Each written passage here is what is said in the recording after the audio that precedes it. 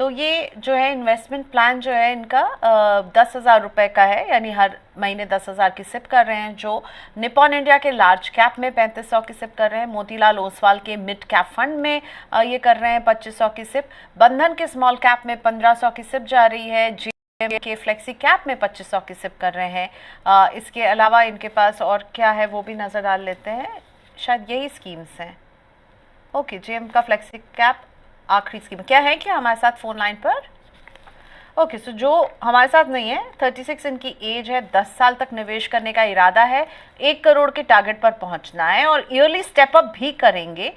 इन्होंने लिखा नहीं है कितना ईयरली स्टेप अप करेंगे। और मैम ये भी बताया कि मेरे एसेट के ईएलएसएस फंड में ये निवेश करते थे जिसमें 80,000 के आसपास है, अभी ये निवेश इन्होंने बंद कर दिया है, टैक्स के लिहाज से इन्होंने शायद बंद कर दिया होगा। क्या इसको कंटिन्यू करें और क्या लार्ज कैप वाला जो पैसा है उसको किसी पैसिव फंड में निफ्टी 50 में डालें क्या? और गोल्ड ईटीएफ में भी निवेश शुरू करना है, यूएस मार्केट का भी एक्सपोजर चाहिए।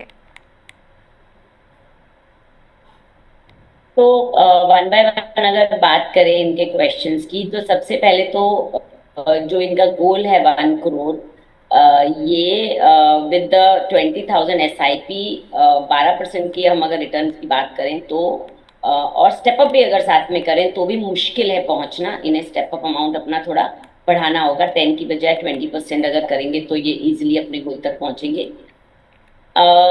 दूसरा क्वेश्चन जो इनका है, मिराई एसिड के ईएलएसएस को ये क्लोज करके उस पैसे को कहीं और निवेश कर दे।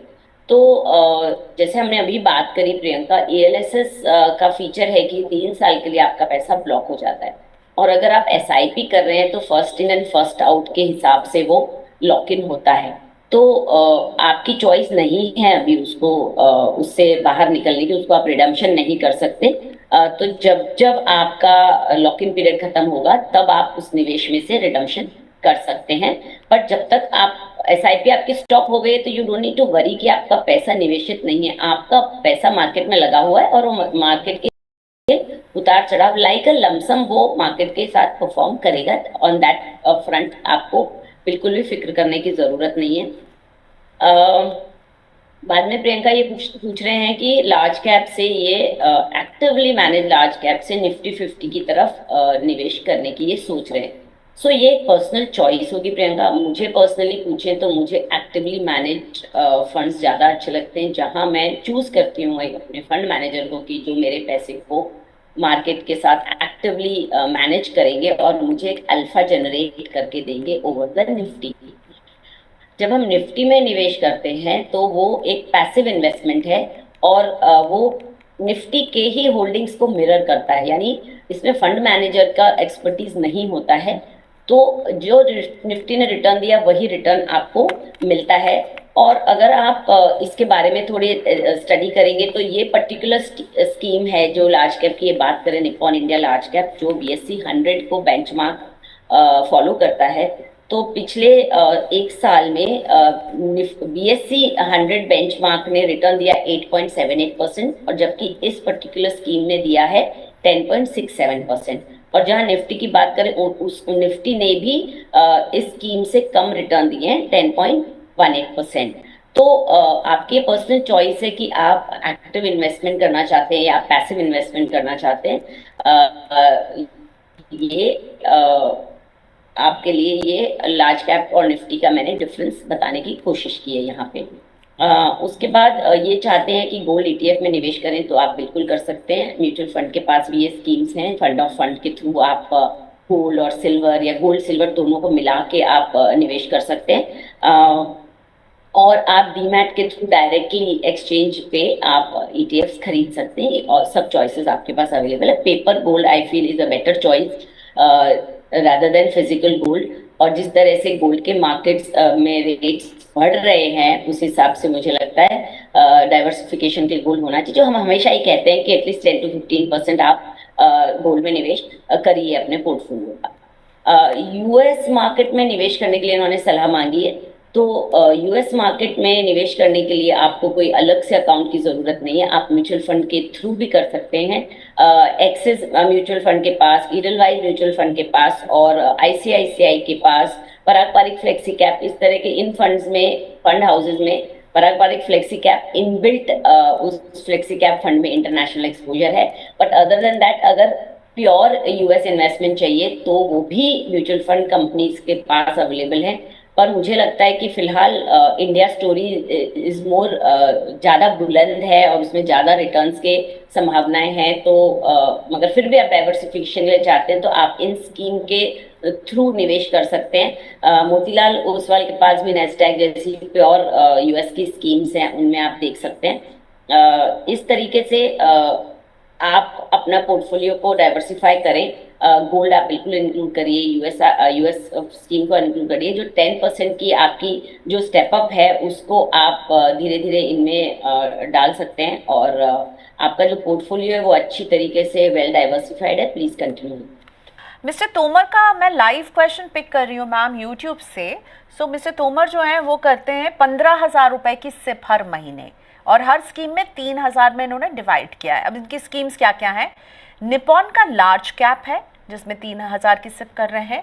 कोटक का मल्टी कैप है, इसमें भी 3,000 की सिप कर रहे हैं।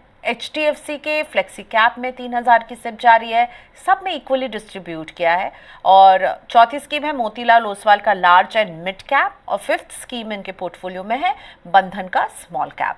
तो एक लार्ज कैप है, एक मल्टी कैप है, एक फ्लेक्सी कैप है, एक लार्ज एंड मिड कैप है और एक स्मॉल कैप है।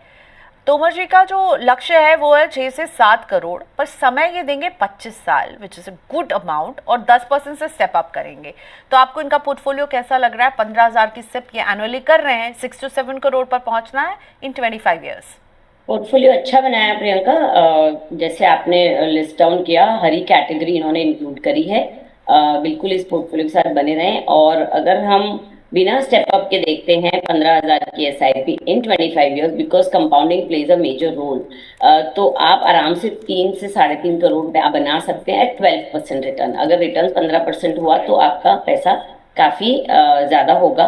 तो स्टेप अप करेंगे तो डेफिनेटली आप वहाँ पहुंच सकते हैं। बट मुझे लगता है कि थोड़ा अग्रेसिव बन सकते हैं आप। निपॉन लार्ज कैप की बजाय आप थोड़ा स्मॉल और मिड कैप की तरफ झुकाव ज्यादा करेंगे, बिकॉज जब आप फ्लेक्सी कैप की बात करते हैं उसमें भी लार्ज कैप है, Motilal large and mid cap में भी लार्ज कैप है। तो मुझे लग रहा है 25 साल के नजरिए के लिए लार्ज कैप थोड़ा ज्यादा है। आप इसे थोड़ा सा मिड कैप और स्मॉल कैप में जो ऑलरेडी आपकी स्कीम चल रही है, क्योंकि प्योर मिड कैप मुझे नहीं दिखाई दे रहा है, आप एक वाइट ओक मिड कैप को शुरू कर सकते हैं instead of the large cap category. तो मुझे लगता है कि लॉन्ग टर्म में आप रिस्क मिटिगेट करते हुए और ज़्यादा बेहतर रिटर्न्स बना पाए। ये क्या लक्ष्य हैं? निखिल निवेश कर रहे हैं, 20,000 की सिप करते हैं। पराग पारिक के फ्लेक्सी कैप में 4,500 की सिप कर रहे हैं। ICICI प्रू भारत 22 में 5,000 की सिप इनकी चल रही है। इसके अलावा इनके पास है ICICI प्रू का ब्लू चिप फंड 5,000 की सिप, मोतीलाल ओसवाल का मिड कैप फंड 1,000 की सिप।